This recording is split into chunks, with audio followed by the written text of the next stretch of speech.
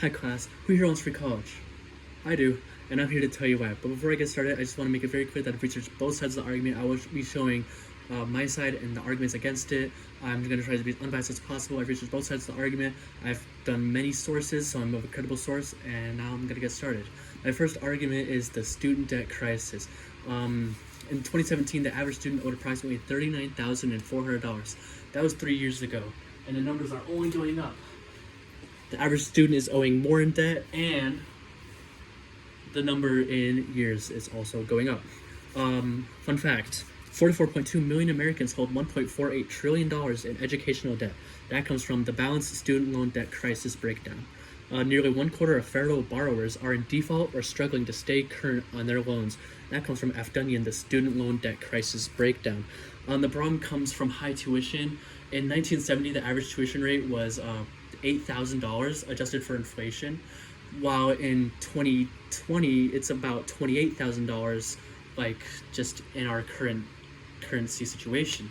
So in 1970, with our money, we'd be paying $20,000 less per year for college, which is a big issue. And this issue stems from the high demand and the lack of funding. A lot of jobs are requiring college education for their employers, and a lack of funding in the states aren't really funding the colleges. The states aren't putting much tax money into the colleges, so the colleges can't afford to sustain off of just that money alone. So they need money from the people attending the college to help pay for things.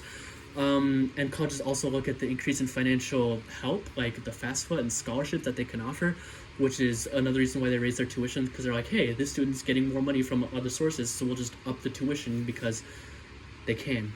They feel like that's fair, which it really isn't, because students get stagnant wages. While since 1970, the last 50 years, the cost of college has gone up dramatically, wages have gone not up dramatically. Wages have almost flatlined, like they died. Kind of argument to this is you cannot raise wages without inflation, and to that I say raising wages is not the solution, but rather raising in-state taxes. It would help incentivize people going to in-state colleges, and people out of state wanting to go to different states' colleges. That college could have people meet certain criteria, like, hey, if you get a 4.0 or if you're doing certain electives, you can come to our college. So it's really up to the college at that point, but that's my argument to help get more people to go to college. My next argument is free college opens doors for new possibilities and opportunities for those who cannot afford, and those who are afraid of debt, which ties into those who cannot afford. Because if you can't afford it, then you'll have to take money from the banks, and you'll get a loan, you'll go in debt, and people don't want to go in debt because they know how hard it is to get out of debt.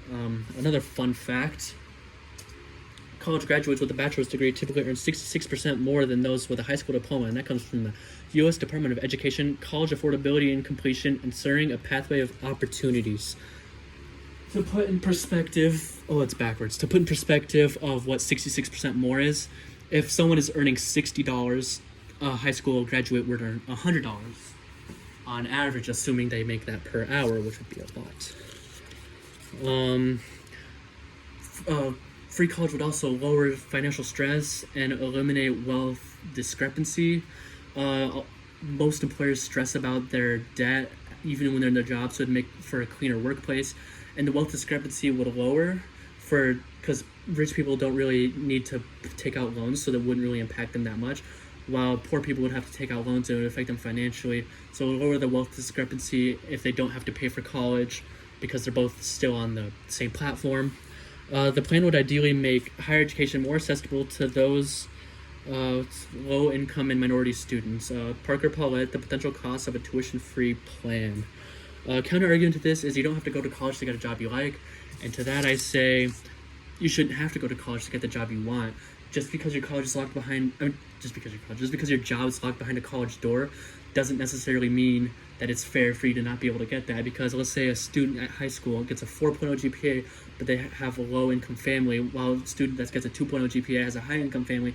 That 2.0 student could be able to go to any college they want and get whatever job they want, while that 4.0 might not be able to afford to go to college, so they have to push it on until later in their life, or just not go at all. So that's not really fair for the 4.0 student, while it's extremely fair for the 2.0 student. So to lower that would make it an even playing field and make it more fair for for people looking for certain jobs in certain fields. My final argument would be that colleges, for free college, free college would benefit the mind and the body. And for this, I say student debt can affect stress levels and sleep and lead to depression. And that comes from Boston University's POV, student debt is hurting our wallets and our health. The average student post-graduation has to pay approximately $400 a month, which is about 1/5 of a paycheck a week, which is a lot of money. 20% of your money is going to the banks, and that's for the next 20 years. Mind and body. Stress can affect stress is mental, but mental health can affect physical health. For example, if you're not getting enough sleep, your physical body will start to decay, and your mental health is very important. Everything's mental. Literally, me talking right now is thinking of the words and saying them. So mental health and physical health are very important, and they intertwine. In PT's latest employee financial wellness survey, employees cited money matters, including debt, as the lead cause of stress in their lives, more often than other named stressors. That comes from Courts at Work. It's time to talk about the mental health and the effect of the student loan debt. So, like they said, stress is an important factor in work. Like I mentioned earlier, it'll affect the workplace. So if you eliminate that stress, if you eliminate that debt, it becomes a cleaner workplace, a more productive workplace. Managers would love the idea of free college because they would get more suitable employers for their job, and their employers wouldn't have to worry about debt just in the back of their mind all day. Like, oh, I'm going to make a certain amount of money today. How much of that's going to debt? Like, it eliminates that thought. It eliminates that stress. Employers, employees, they would love it. The health and well-being of a college student should not be...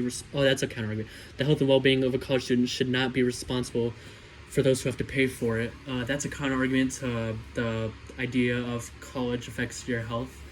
It's not the responsibility for those paying it, but just because it's not your problem doesn't mean it's not a problem. Like, as of right now, the coronavirus is a thing. Just because you don't have it doesn't mean you can't affect others who do have it. Like, if you're setting a bad example, people will copy you, people will go out, people will get sick, people will get other people sick. It'll affect people it'll hurt more than you. So just because it doesn't hurt you or affect you in any way doesn't mean it can't affect anyone else. I have talked about solutions and arguments, and now I give you the position to reflect and possibly stand up and potentially fight for free college. College prices will only rise, as I mentioned earlier. They're only on the rise. Wages are not on the rise, and things will only get worse. So help our generation, help future generations. Think about your kids. Think about your kids' kids. Think about yourself. That's all I have to say.